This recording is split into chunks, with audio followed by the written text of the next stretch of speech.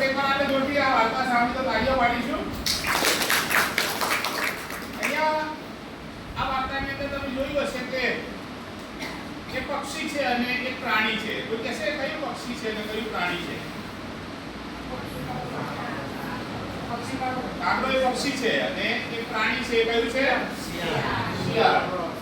તો અહીંયા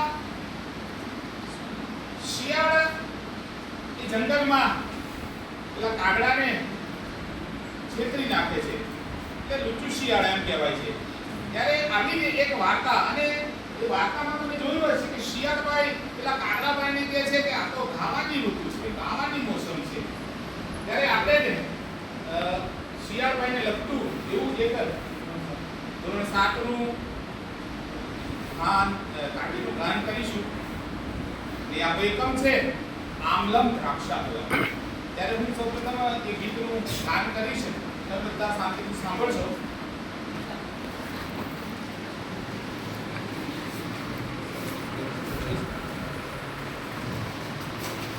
એકઃ શૃંગાલઃ વनं ગચ્છતિ સઃ વनं ગચ્છતિ पिपासातस्य पिपासया बुभुक्षया वनं गच्छति सः वनं गच्छति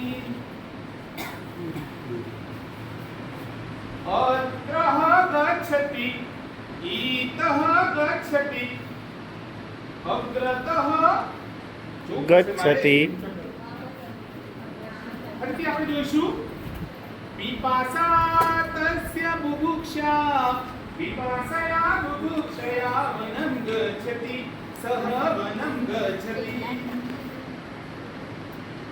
किंच करोति सः किंच करोति वामतः पश्यति दक्षिणतः पश्यति अग्रतः पश्यति पृष्ठतः पश्यति स्वेदः जायते तृषा जायते